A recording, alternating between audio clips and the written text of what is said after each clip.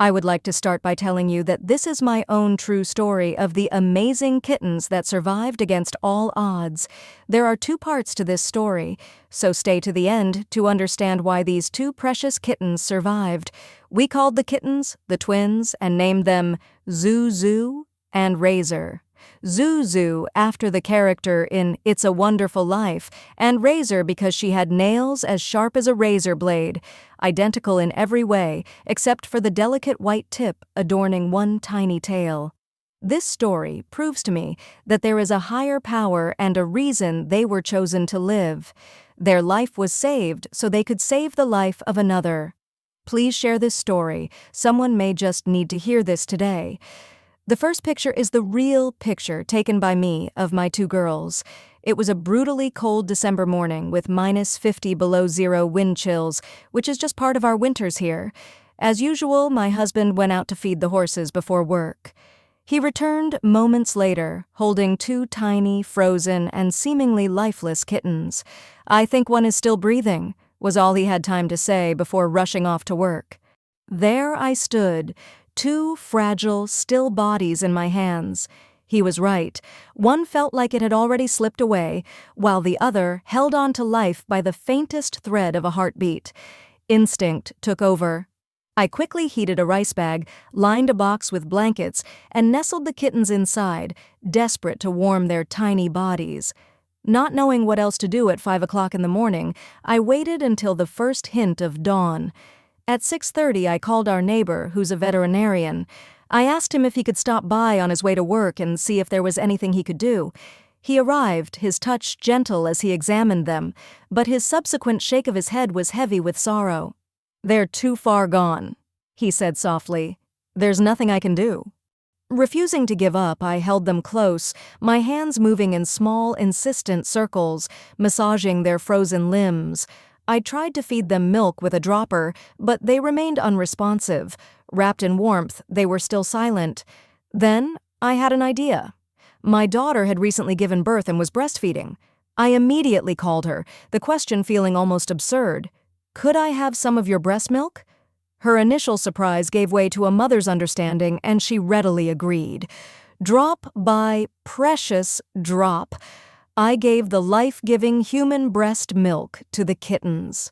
Slowly, I began to feel a flicker of life return.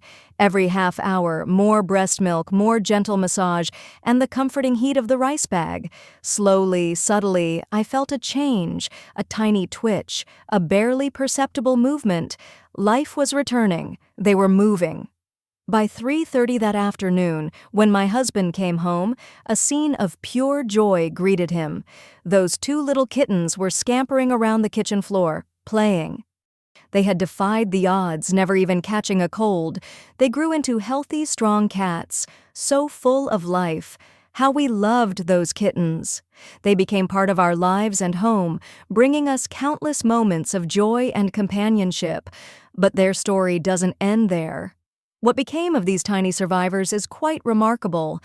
About 2 years later, a woman I'd never seen before or since came to my door.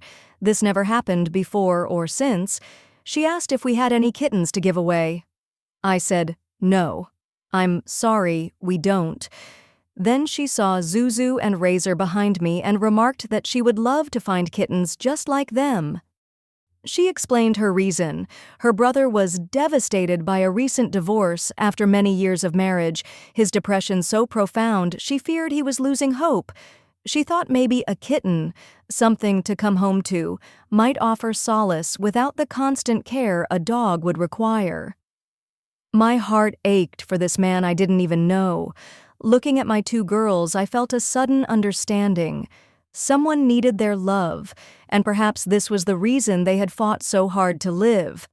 I recounted the story of that frigid December morning and agreed she could have them, but only if she took both and promised to keep them together. My final condition was that if it didn't work out for any reason, she would bring them back to me. She agreed. We exchanged phone numbers and she gathered up my kittens.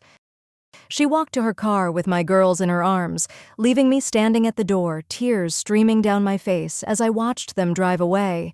Deep down, I knew it was the right thing to do. and I hoped with all my heart that they would bring comfort to this man who so desperately needed it. My own heart ached at the sudden emptiness surrounding me. Time passed, and I often thought about the kittens, the man that now had them, praying all was well. About a year or so later, she called.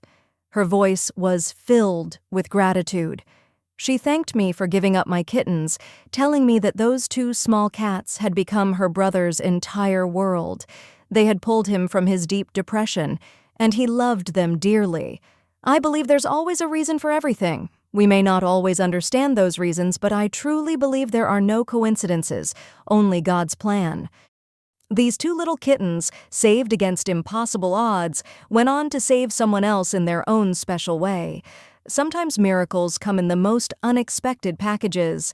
In our case, they came in the form of two tiny kittens who refused to give up on life, and in return, they taught us all about the power of hope, love, and second chances. This was my miracle, and I hope their story fills your heart with the belief that no matter how dark things may seem, there is always hope. And yes, there are still miracles in this world. If you enjoyed this story, please like and subscribe to my channel.